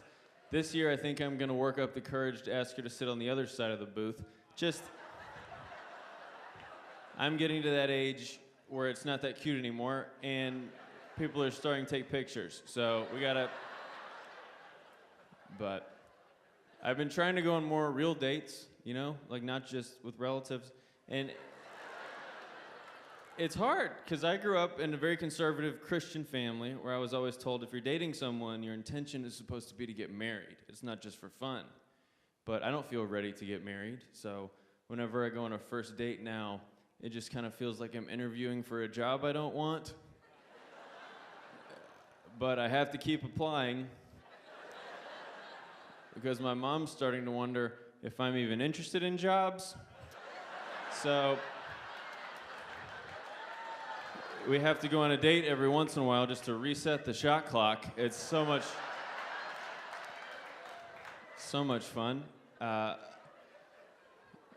you know who hates that joke is my girlfriend. She's pretty over it, but the joke's been around longer than her. So you gotta stick with those that have been with you, I think. But she's great. I still don't know how to talk to her because she's a girl and I was homeschooled. And like it's a whole nother language. Like the other day she said, Andrew, I want you to be more assertive. So I said, no. And now we're in a fight. And I don't know, I think she needs to decide what she wants, but she's great. I really like her. She's Colombian, which is fine with me, you know, because I'm not a racist against Colombians anymore. So we're doing better. And she comes from like a really wealthy Colombian family, so I don't ask any questions. We go over to her parents' house. I'm like, why do you guys have so many scales? Never mind. Never mind, sir. I am not trying to be in the circle of trust. But she said the other day, she said, Andrew, I want you to learn how to speak Spanish so you can talk to my grandmother who doesn't speak English. And I was like, yeah, I'll get right on that. That sounds worth it. So that's a lot of work, you know? Just to talk to somebody that's probably not going to be around that much longer. And you wouldn't invest in a company that's about to go out of business. And I feel like you guys are taking her side. But I don't know. We'll end that one. My parents are really excited that I have a girlfriend because my younger brother just got married at 23. So that is what it is. And he did all his big life events so fast. Like he graduated from college, he got a job, he got married, he bought a house. So he's done. He knocked it out, and he graduated from college and got a job selling workout equipment. So good thing he went to college. And he called me a few weeks into it, and he goes, Andrew, I just made my first big sale. I sold 6 workout machines to a penitentiary for the mentally unstable. And I was like, dude, that's great. You know, just the other day, I was thinking how I wish crazy people were stronger. Because they gotta train up for their big game against the guards. Like, He's like, don't worry, we don't give them any free weights. And I was like, I don't think they should have any weights until they're free. I think that should be the order. But I went to his wedding. I've been going to a lot of weddings. They don't let you throw rice anymore at the end. Do you guys know about that? Do you guys know why you're not allowed to throw rice? The birds? Yeah. Okay, that's how it was explained to me. They say that birds come down the next morning, they eat the rice expands in their stomachs, and the birds explode.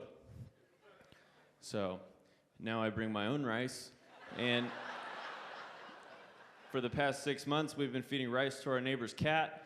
No results yet, but we're prayerfully waiting. It's gonna be awesome. I'll text you guys when it happens. But they replaced the rice throwing with like a bunch of other stuff. Like, what have you guys seen at the end of the weddings instead? Yep, that's a lot of feedback. Thank you. I heard sparklers. Somebody said, but the sparklers one is funny because it's like the wedding people had a meeting and they're like, guys, this rice, it's too reckless. What should we give the drunk people? Flaming arrows. Let's give them flaming arrows as the bride and groom jog through. They can hold them about eye level would be good. That'd be way safer. And then who said bubbles? I heard bubbles a lot.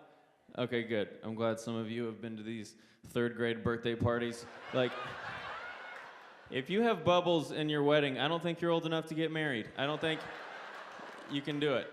You should have to wait. Like, and it doesn't work because you're supposed to be, it's like the time where you're supposed to be cheering and you can't blow bubbles and cheer. So it's like, it's just quiet and creepy. It's just these 2 columns of people just like, woo. It's not good. It's not good. But I do think the bubble is like a cool symbol of marriage today, though, you know? It's like this perfect sphere that doesn't last as long as you thought it would. So you just do another one until everyone's gone. It's the best. All right.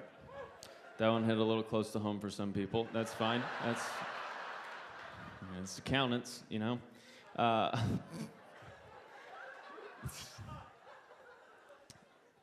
But growing up homeschooled was weird. It was weird for a lot of reasons. One of them is babysitters were in weird positions because they had to stay for so long. They had to be like substitute teacher moms all day. And only the weirdest ladies would agree to do it. My parents would hire the strangest women to watch over their children. And like this one lady would make my brother, sister, and I lay on top of the bed with her and look at our feet. And she would say, guys, one day we'll do this again, and your feet will be bigger than mine. And I was 7 years old. And even then, I was just like, Cam, I don't think you're going to be in our lives that long. When I'm bigger than you, we're not going to do this. This isn't some tradition we're going to have. Like, and when we tell Mom and Dad about this, I don't think we're ever going to see you again. So if we exaggerate just a little bit, you're going to go to jail. So I think we're going to stay up as late as we want tonight. But my parents they're getting older, and I can tell that my mom is, because whenever she does something for me, she'll go, now you better remember this when it's time to put me in a nursing home. And I don't think I could ever put my mom in a nursing home, you know? It just seems so expensive. And I think we all have this dilemma. When our parents reach a certain age, what I've decided I'm gonna do when the time comes is just frame her for a crime. Let the taxpayer take care of it. It's pretty good plan. She loves working out, so they'll have that. But if I'm being honest with myself, it's not just a money thing. I think I'm still just legitimately upset with her for homeschooling me. And I don't think that's unfair. I didn't get to go to real school. She doesn't get to go to a real nursing home, so. You guys have been great. Thank you so much for having me. Keep it going for Tommy. Keep it going for Andrew Stanley. All right. Going to keep the suspense going just a little longer because we have another winner here to perform for you. And I want to make sure I get these credits exactly right. Again, our 2016 Funniest Accountant recently made his TV debut on Ride TV's Comedy Shootout, and last year was selected as a top 5 finalist for HBO's Comedy Wings competition as part of their American Black Film Festival. Recently, he was selected as a finalist for comedian Gene Robertson's Comedy with Class competition. Get ready, buckle up, here he comes. Give it up for Cyrus Steel.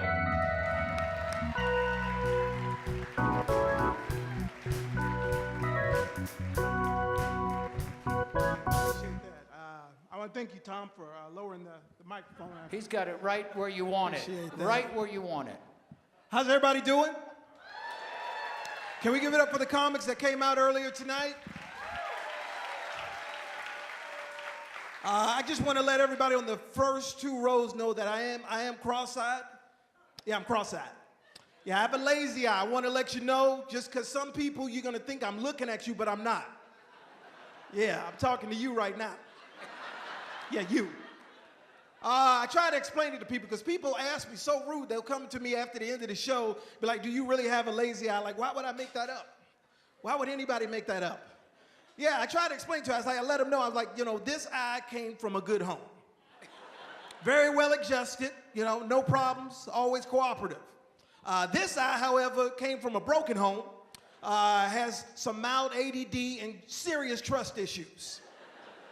Yeah, there are some benefits of being cross-eyed. Like I can text and drive and y'all can't.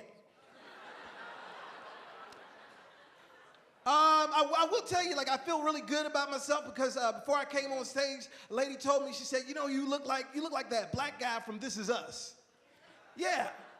And of course, I felt really good about myself until she followed that up with, if he had a baby with Carlton from The Fresh Prince. Yeah, she thought that was a compliment. Which is funny because I don't know how to do the Carlton dance, the little dance that he does. I have no rhythm. I am the exception to my race.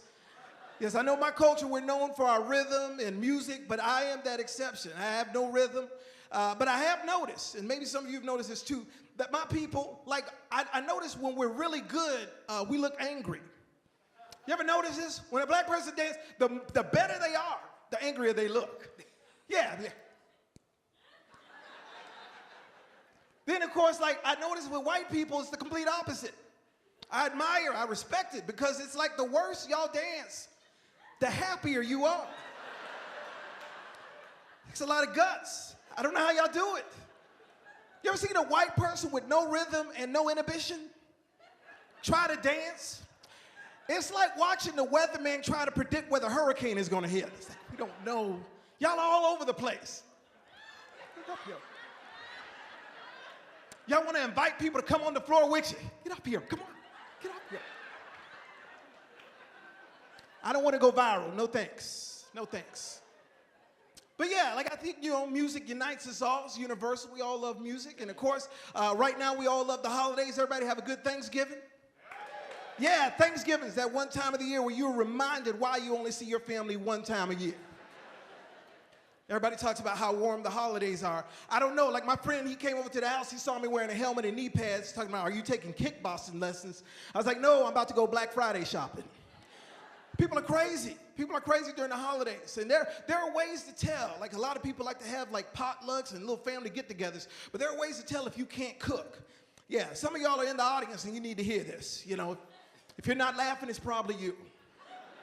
Yeah, like if you notice your food leaves the same way that it came, you probably need to stop cooking. Or if you have to remind people that you made something, like y'all don't want my tuna casserole, I made tuna casserole. Like nobody wants your tuna casserole. We see your tuna casserole. We've talked about your tuna casserole on the way to the potluck. Yeah, don't eat Aunt Mildred's tuna casserole. Remember, that's how we lost Grandpa. Love the holiday. I do love Halloween. They had Halloween. Like my friends, now that we're too old for trick-or-treating, my friends are trying to get me to go to the haunted house or one of those escape rooms. Like, Cyrus, you got to go to the haunted house. I'm like, why would I pay somebody to scare me? That's what real life is for.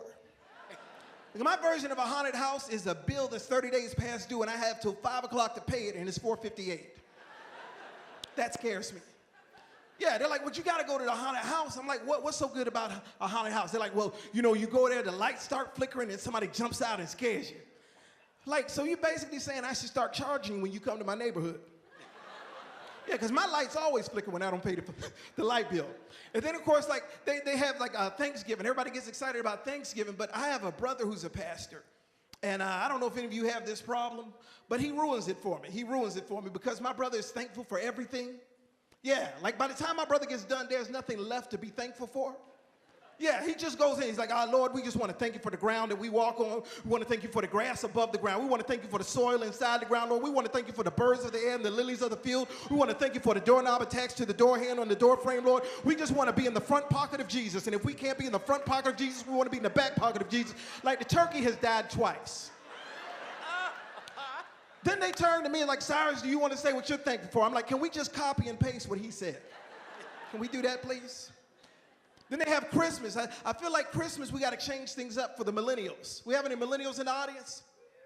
Yeah, I'm looking out for y'all tonight because I feel like these millennials are very in their feelings, you know, very emotional. We got to support them. Yeah, that's why we got to change the lyrics to Santa Claus is Coming to Town. It's too offensive. Have you heard the lyrics? You better watch out. You better not pout. You better not cry. I'm telling you why. If you say that to a millennial in this day and age, they will accuse you of emotionally shaming them. It hurts. It hurts. Then, of course, they have this thing that's making kids go paranoid called Elf on the Shelf. It's supposed to make kids be good, you know, because you never know where the elf is going to show up. Yeah, your kids are going crazy. Meanwhile, when I was growing up, we had something similar called Belt on the Shelf. It worked the same way. It worked the same way. Sometimes it didn't have to be on a shelf. Yeah, I do love the holidays. Like I love, of course, Christmas, but I will tell you one of my favorite holidays is Black History Month. You know what I'm talking about. Now I was talking to you. Don't worry about it. Black History Month is one of my favorite ones, but my friends, they put a lot of pressure on me. They're like, Cyrus, what are you going to do for Black History Month? What are you going to do for Black History Month? I'm like, I'm going to try to be black and see how that goes. See what the... See what the Lord has for me. Yeah, they have all these mantras. They have all these crazy mantras about Black history. They'll be like, you got to stay woke, Cyrus. You got to stay woke. And I love that phrase. It's supposed to be, something about social injustice. We're supposed to stay alert for any social injustice. But I hate that mantra, stay woke. I feel like it's misplaced. Yeah, I feel like stay woke should be used if you're on a date with Bill Cosby.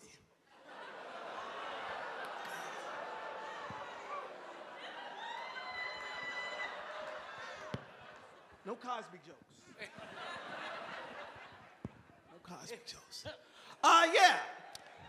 So I did one thing, like my friends were like, you got to go see Black Panther, Cyrus. You got to go see Black Panther, for Black History Month. So I went to see, anybody see Black Panther? Do you have a few Wakandans? Okay. Yeah, I saw the movie. I kept wondering how many black people in Hollywood did they put in this movie? You had Forrest Whitaker, Angela Bassett. Like, who didn't make the cut? Who didn't make the cut? Like, Samuel probably tried out. Yeah, he probably auditioned. They were like, Mr. Jackson, we're going to ask you who you are, and that's when you reveal you're the Black Panther. Action. Who are you? This is the Black Panther. Now, you want my blood? Come get it. Now, maybe instead of trying to rob me, maybe you need to ask yourself, what's in your wallet? Just would have liked to see that. Like, I'm sure Denzel probably tried out. 2-time Oscar-winning Denzel. They were like, Mr. Washington, we're going to ask you who you are. And that's when you reveal you're the Black Panther. Action. Who are you? Okay, so. So you want to know who I am? That's what you're asking me. That's right, I'm the Black Panther. That's right, I'm getting rid of all the crime, all the murder, because Captain America and Wolverine ain't got nothing on me.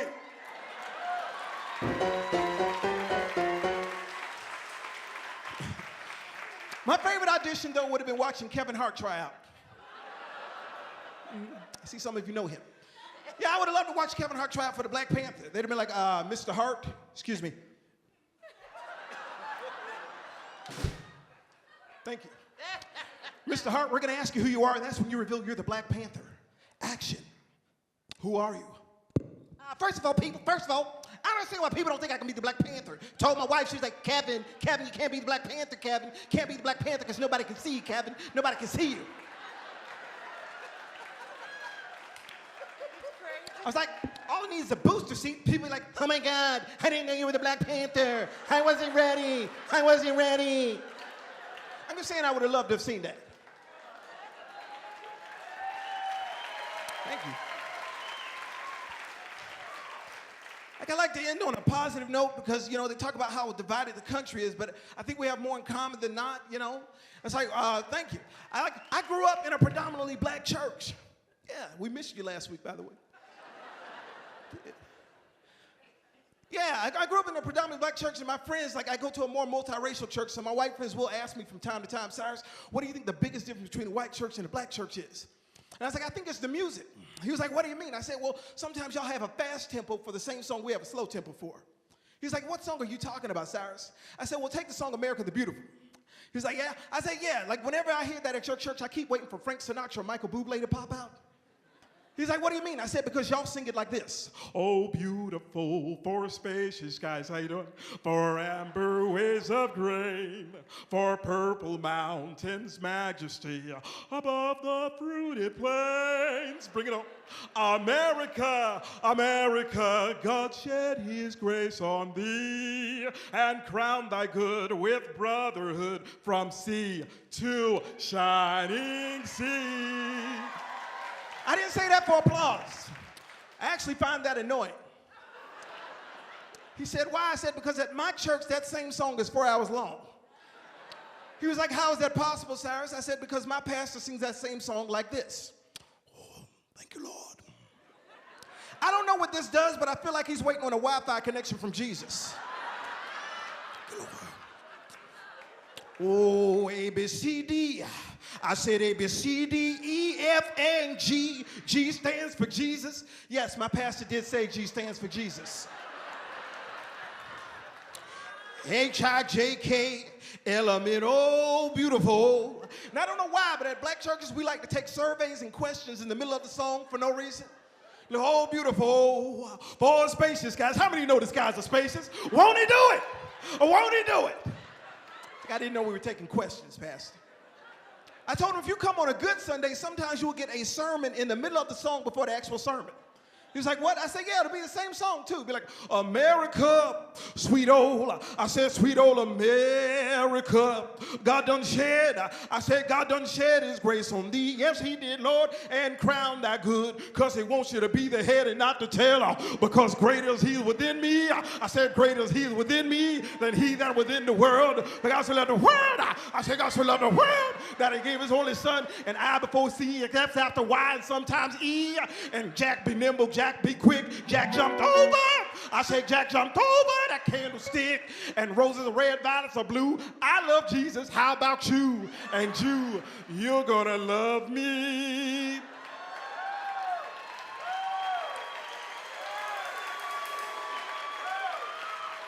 I think that's why our services take too long. I think that's why they take too long. But I was telling you, I do struggle with the millennials because y'all have some phrases I don't understand, like it is what it is. What is that? It is what it is. I don't understand that phrase, you know, because they use it like ketchup. They put it on everything. Yeah, you're like, did you find a job? No, I didn't find a job. Did you look online? No, I didn't look online. I'm like, oh, you try to impart some wisdom. You're like, well, if you don't find a job, you won't be able to pay your bills. What do they say? Well, it is what it is. It is what it is. If it's raining outside, you're like, why don't you get a raincoat or an umbrella? I'm good, I'm good. Well, if you don't get a raincoat, you know, try to tell them some information. Like if you don't get a raincoat, you get pneumonia, you won't be able to go to your job. Well, it is what it is. It is what it is. And I understand we have some phrases that we used in my generation.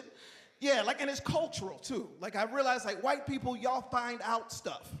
That's wonderful, you find stuff out. Black people, we don't just find something out. We do a little more research, a little more digging. Yeah, we come to find something out. Yeah, a white person would be like, yeah, we found out Karen works at Chick-fil-A. Yeah, we found out.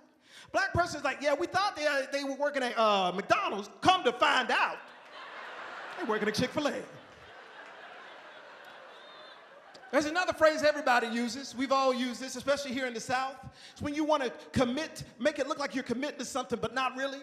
Yeah, when somebody will be like, hey, you want to help me move this weekend? You know what? I might could do it. I might could do it. And we walk off like we said something. You have not given that person a definitive answer. They're still wondering, are you going to show up? Ma'am, if you have heart surgery and your doctor tells you you might could survive, you're probably going to go to a different doctor. Those two words don't belong together. Might could. Yeah. Then, of course, you know, like they had that other phrase, no worries. You're running late for work, no worries. Yeah, stabbed in the chest 5 times, no worries. Like, how do y'all have nothing to worry about? You got ISIS on the attack, North Korea's building nukes, OJ is out. How do you have... Yeah, then they have the other one talking about the struggle is real, struggle is real. Had to wait in line at McDonald's today, hashtag struggle is real, struggle is real. My mom took my cell phone, all I have is my tablet, hashtag struggle is real, struggle is real. Like, that's your biggest struggle. When I was growing up, we did not have tablets. Be grateful for the tablets. Your parents didn't have tablets except for the ones that Moses brought down from the mountain. That was it.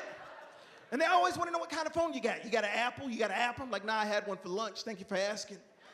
The only way we knew we had a fancy phone back in the 80s and 90s is if your phone cord could stretch from one room to the next without your whole family being in your business. That was your iPhone. Yeah, I had a millennial for a roommate once. I had to explain the concept of rent. Yeah. I was like, I'm going to come here first Friday of each month to pick up rent. He was like, no worries, no worries. I took that to mean he was going to have rent, ladies and gentlemen. That came in that first Friday. He was like, oh, I forgot. I'm like, I wish you would have told me. I'll get it to you next Tuesday, Wednesday, Thursday, or Friday. He's like, no worries, no worries. I was like, hold on. There's a lot to worry about right now.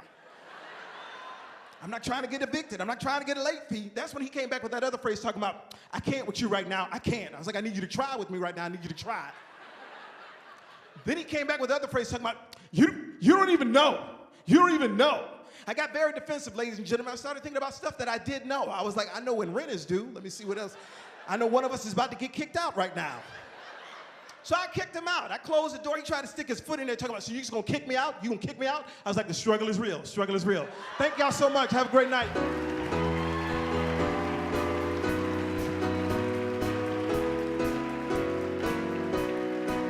Cyrus Steel. All right. That's impossible to follow unless we were going to do something like, I don't know, announce the winner. So Let's bring Dan Erling out. Get this started. All right, we're closing this down, but before we do, I want to say again, thank you so much to Lindsay Grimsley. Lindsay, if you'd come out here and be acknowledged by the crowd.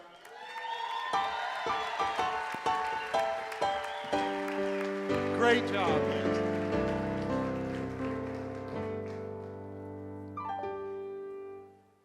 Let's bring out our comedians.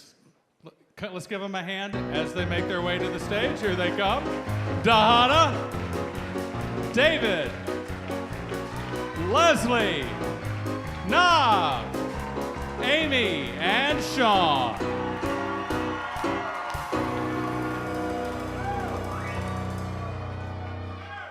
Also want to bring out our travel sponsors, two special people from Maura Colson. First, Evelyn Poulos. Come on out, Evelyn. Come and stand with the group. Thank you. And Joe Bray. Thank you so much, Who Joe. was in last year's show? Yeah, absolutely. All right, Tommy, this is the Well, I moment should we've been mention waiting Maura for. Colson, besides being our travel sponsor, was also ranked as one of Atlanta's top 20 accounting firms by the Atlanta Business Chronicle. Congratulations. All right, the moment we've been waiting for. This was close. This was close all the way down the line with our top three contenders here. I am proud to announce that our second runner-up is Leslie Polikoff. All right, Leslie.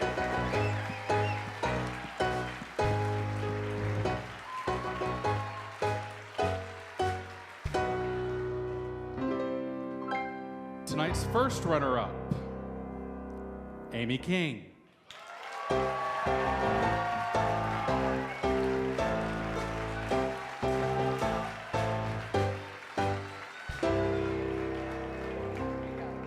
And thank you, Nathan. The person who will not only head to Vegas on an all-expense-paid trip for two, but will also take the crown from Andrew Stanley. Let's hear it for the 2018 Funniest Accountant, Sean Belazente. Oklahoma, where the Keep it going for all of our funny accountants.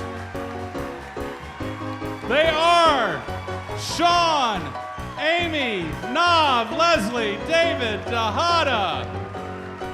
I'm Tommy on behalf of Dan, Nathan, Johnny. Thank you so much for being here and being such a great crowd. See you next year, everyone. See you next year.